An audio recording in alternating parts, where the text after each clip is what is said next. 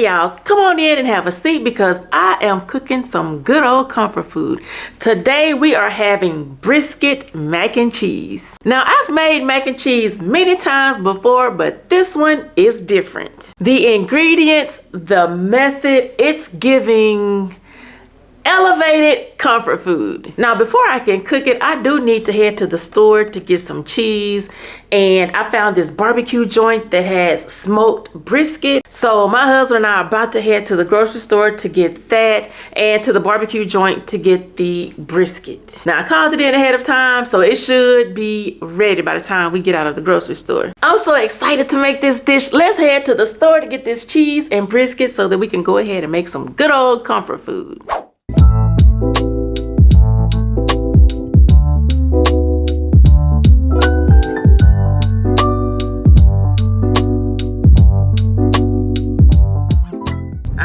Got the cheese, we got everything else at home. Now let's go get this brisket.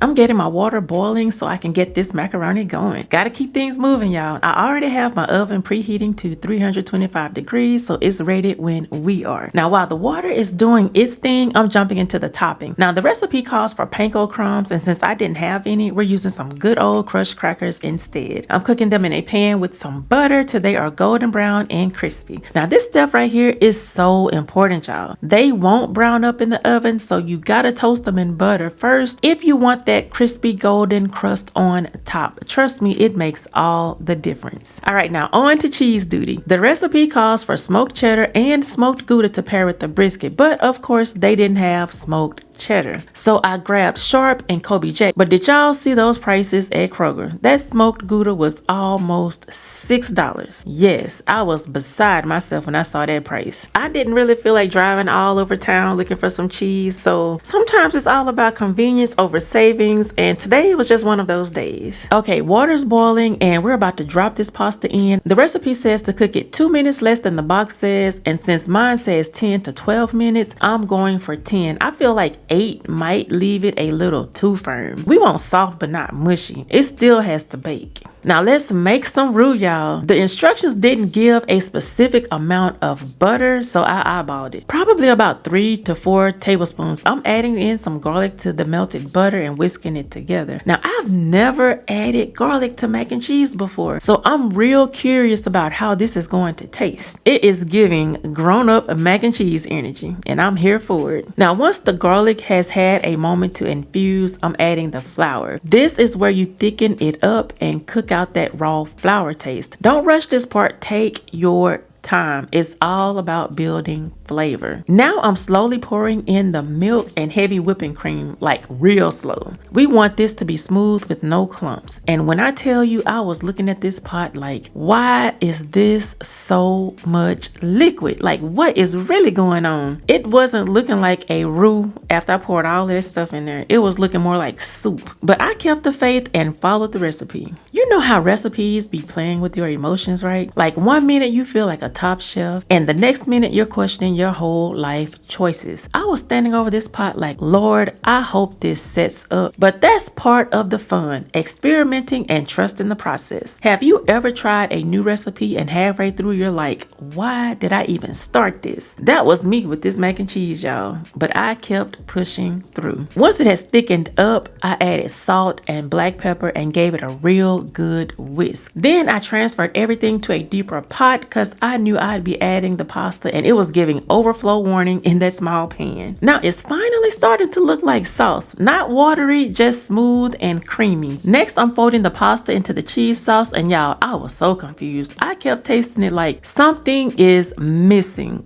it needed more salt, but I was scared to overdo it because brisket is already salty. I added just a pinch more because that cream and milk can really dull the flavors if you don't balance it out. So I just added a pinch more salt. Okay, real quick. Can we talk about how mac and cheese is like the Beyonce of side dishes? Like, it's not a side, it's the main event. You bring mac and cheese to the cookout and it better be creamy, cheesy, and baked to perfection. So now I'm transferring it to a casserole dish. And since this is going into the oven, I want it to come out bubbly and beautiful. Now here's the trick for the perfect cheese pool. Add a little of the pasta mixture to the bottom of the casserole dish and then top it with smoked Gouda, and then add the rest of it to the top and then top it with the rest of the mac and cheese pasta. That way when you scoop it out, the cheese stretch is gonna be epic, y'all. You know, the kind that makes everybody at the table pause like, oh yeah, she put her foot in that. I'm telling you, your family will love this dish. It's rich, it's smoky, it's got layers of love in it. I already know I'm going to be scraping the bottom of the dish talking about who ate the last piece. And I bet it's going to be my husband or Jordan. Between the two of them, one of them is going to eat the last of this mac and cheese.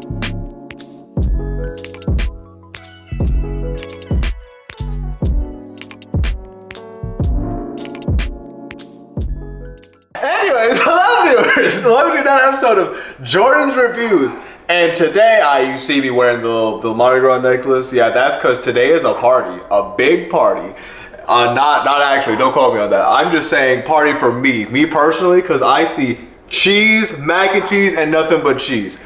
If I could eat nothing but this for a whole year, it would be this. Is it healthy? Absolutely not. But would I like it? Yes I would. I just listen. I love cheese flavored things. It's something about it that I can't resist. Call me a giant rat because I be snooping for the cheese. Call me Jerry from Tom and Jerry. I'ma find it. All those little mouse traps, they mean nothing to me. I'ma get the cheese no matter what. Okay, now let me give a little look analysis at what I'm looking here. I see a little bit of, what is that, brisket with mac and cheese and a bit of cracker. From a looking standpoint, looks pretty delicious. So with all that, I mean, I don't think there's much else to say, but I gotta dig in and give my little analysis, you know. So with the fork, I kind of want to get a piece that has all of it on there because there's so much stuff in this little concoction of my mother's that there is to get a component with. Okay, I think that's really just about enough of everything. Well, my brother tried eating this earlier and he said that it was hot, so I think my mouth may or may not set on fire today, so we're going to test that out.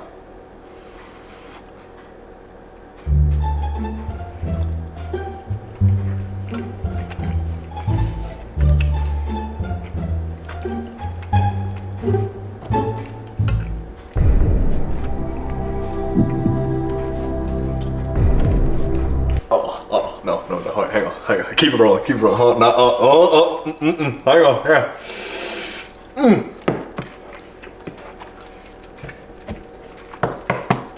That will burn my mouth, I don't even care. That's good, it's so good. It's really good, it's beyond good. I don't know how much I'm speaking English. I can't say it in any other language that it's good. It's good, it's delicious, amazing. Oh, whoa. Why did you put, I mean, you just said when you put it in, but it ain't gonna taste that good, but it tastes, oh, okay, oh, I gotta get up. Hang on.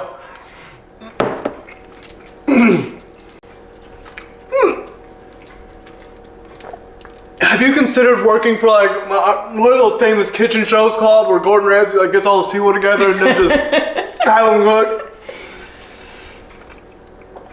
Have you considered that? This is words can't describe the absolute deliciousness I see before me right here. This absolute perfect gift from the angels.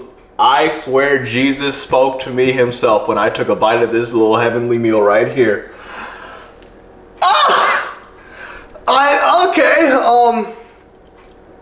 I I've given a lot of reviews here on the channel. I gotta go higher. I'm sorry. It's not a 10 out of 10. It's not a 100 out of 10. It's not even 1,000 out of 10. It's for showing ain't a million out of 10. No, sir. No. That mug at least 1 zillion out of 10 at best. I'm not even sure if that's enough to describe it. It's just so freaking good. I'm not lying to you. This is delicious. Try it. Make it. It is good. What? I don't know what you were cooking when you were doing it, but it's good. I'm sorry. That is Jordan's review. I gotta eat it. Big Mac attack. I gotta go. I'm gonna catch her. It's all getting eaten today. Yes, I got more. You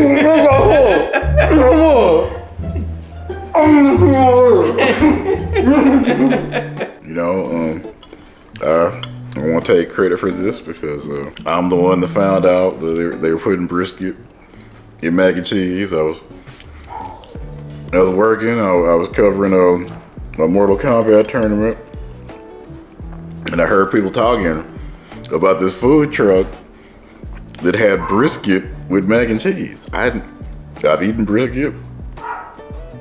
I've eaten mac and cheese. I've probably eaten them both at the same time before, but it never occurred to me to put the two of them in the same thing together. So this video is really because of me. I'm just saying, you know. It's almost like I cooked it. I don't know about that. I perform a very important part in the Allen family ecosystem when I find out about new dishes and then tell my wife she should cook them. It's, you know, very. So really, this wouldn't have happened without me. It's true. See, the next recipe you find, we're gonna get you in the kitchen. Oh, you want to tell them about that? What? About how you were gonna let me make hot dogs. They heard this story. Some of y'all. Yeah, we were arguing about the best way to cook hot dogs. I said, I'm gonna cook my hot dogs and see if anybody can even tell the difference between my hot dogs and your hot dogs.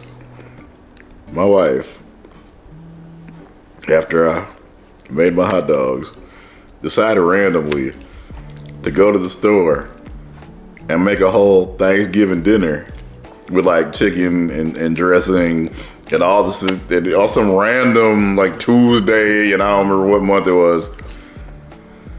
So when the kids come downstairs, because they didn't know anybody knew this was going on, kids come down like, hey, would you rather eat a whole Thanksgiving dinner with all the fixings, or those sad, by comparison, looking hot dogs over there?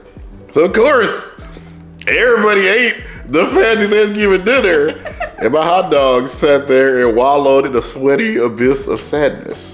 But the thing about that is, Gabby doesn't eat hot dogs. So I was like, well, me and Gabby can go and eat something else. I really It didn't have to be a Thanksgiving smorgasbord. Y'all could have went eating mac and cheese or something. Not this mac and cheese, because that still wouldn't be fair. I'm taking my kudos. I find out about the brisket mac and cheese. The thing. I didn't even know that existed. So I said, it's kind of like I cooked it. I don't know about that. It feels That's a lot of work. It feels like I slaved over this mac and cheese with my own. Brayden said that's cap. Oh, that's Jordan. Jordan said that's cap. Like I prepared the brisket lovingly and mixed it in with the mac and cheese. Okay, so how do you cook it? I mean, this is a trade secret. I can't be telling you everything, you know. This is proprietary Allen kitchen information. You probably given the whole recipe already, haven't you? I sure did. Let's see what I do. So is it really good? Well, is it something y'all would want me to add to the monthly menu? Yeah. At least once a month. I did a really good job. I'm proud of myself.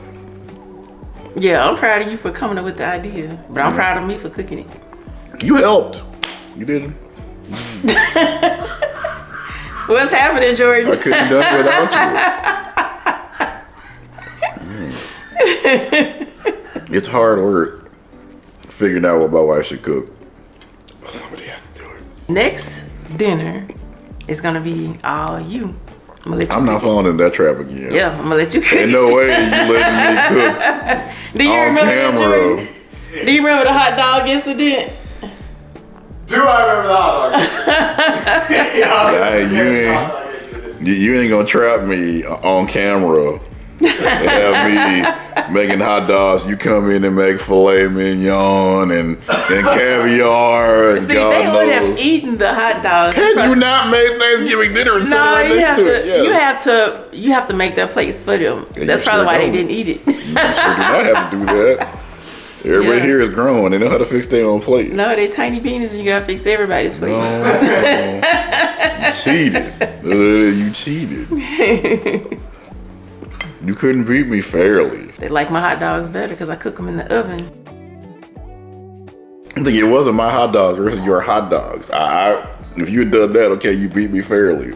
It was my hot dogs versus like smoked quail and grilled and caviar and Willy Wonka's everlasting chocolate river and all the other stuff that you made.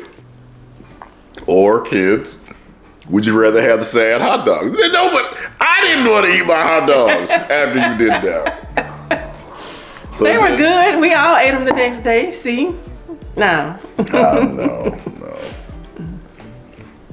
So see, until you agreed not to cheat at the kick, it'd be like on Chopped. If, hey Brian, what ingredients do you have? Some 2-year-old butterscotch candy, 2 drinking straws, and a paper clip, and you gotta make dinner. What are Tish's ingredients? Oh, Same thing. No, Yep. no. Over here, we got prime rib, We should do a poached chop show. salmon. Yeah, we gonna do a version of Chopped. Yeah, no. Yeah, we gonna all have the same ingredients and see what we come up with. I don't Cover up trust stuff, coach. you. No. Yep. No, I can't lie to you. I think my food's gonna be a defossilized dinosaur. It ain't gonna be great, I but think I'll continue being, the architect, the planner of the dish in the video, if you will. Let my wife continue the role of, preparing the food. I don't know about that. I mean, really, one of the most important things in any endeavor is the ability to delegate. You can't do the whole project yourself. You have to. I actually agree with you, so that's why I'm going to delegate washing dishes to you. Actually, I would like to delegate that to Jordan. Again, because I got a lot of work to do planning the next video and eating the mac and cheese. Yep. And I gotta go cover other Mortal Kombat tournaments and find out what other stuff they're eating that we can cook and make videos about. I mean, you gotta be healthy, to win in Mortal Kombat and save us from Shang Tsung. All right, so that's husband's review. Y'all, my husband is so silly. Now, I would love to do a Chopped episode just to see whose food will turn out the best. I think mine is. I think mine will turn out much better. But anyway, y'all, that brisket mac and cheese was so smoky and cheesy. It was so good, y'all. It was really good. I do hope you give this recipe a try, especially if you're looking for something that's going to wow your family or just something to treat yourself because you deserve it. If you enjoyed hanging out in the kitchen with me, go ahead and hit that like button. And if you're not subscribed, I would love for you to become a part of the family. And drop a comment down below if you've ever tried brisket mac and cheese, because before This, I had never heard of it. Never heard of it. And if you're thinking about making it, let me know if you make it, and also let me know how it turns out and how your family reacts to it. All right, I'll catch y'all next time. Don't forget to bring your appetite, because over here we cook with love. Talk to you later. Bye.